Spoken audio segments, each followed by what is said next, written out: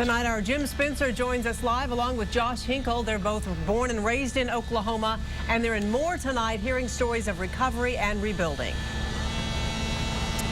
Thank you, Leslie and Robert. Yes, it's such a tragic scene here today, but many signs of optimism. The death toll lowered, of course, as you know from yesterday, down to 24, which is simply incredible when you look at the damage behind me that was caused by this EF5 maximum strength tornado. And incredible to think, as we talked about at 5 o'clock, that in Moore, Oklahoma, since 1999, there have been 2 F4s and now 2 EF5s go through this city. I had a gentleman email me just a few minutes ago and said, what is it about Moore, Oklahoma that makes these strong tornadoes go through there? And really the best analogy I heard to that was from an expert at the National Weather Center today who said it's simply a terrible coincidence. Imagine if you were blindfolded and throwing darts at a dartboard. Well, eventually several of those darts are going to end up clustered together, and that's what's happened here in Moore, Oklahoma.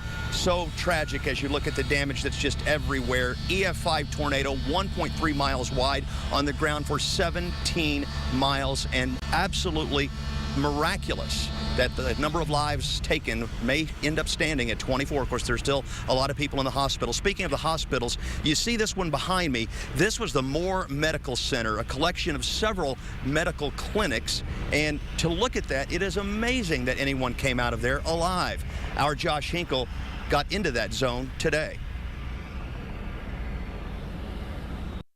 This section was exam rooms, and as you can see, the whole wall was pushed over. A medical practice in the path of the storm. This was the most movement I could get out a little hole about this big. Dawn Miles is a nurse here, married to a doctor. Got them all on the floor in the offices. A dozen patients trapped beneath the caved-in clinic, all still alive thanks to the couple making them wait out the weather. I think the thing that actually saved us was this big electrical box. Let's go see if that's mine. Pearl Thomas nearly left minutes before the tornado hit the building. She would have been inside this. Yep, this is my car. It's a different way for a doctor or a nurse to save a life. I just can't believe we came through it. Don't want to do it again either.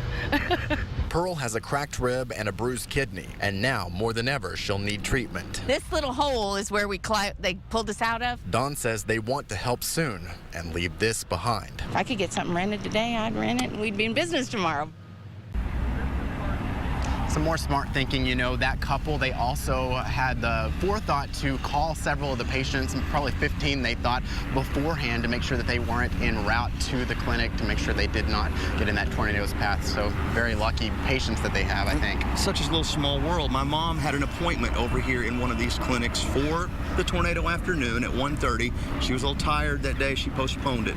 I mean, thank goodness. And wow. You have a lot of family connection here too, Josh. You described at 5 o'clock your parents' home was wiped out 2 years ago in the tornado, but they suffered a double tragedy, which is a lesson for people here. Right. Mom was okay, and Dad wasn't even at the house at the time, but you know, they rebuilt. For 4 months they had to live with my brother and his family, and then finally when they had their house completely rebuilt and they were about to move back in, they had all their new furniture and all their new appliances delivered there, ready to go in that front door the next day. Everything was gone. They had been completely robbed. And that's, you know, we hear about looting during things like this when, you know, everything is still looking very disastrous. But then after people are moving in, that's something that, you know, we're warned. Now I hear this from my parents that this happens quite often in the aftermath of a situation like this. So people need to be careful out there as they're rebuilding.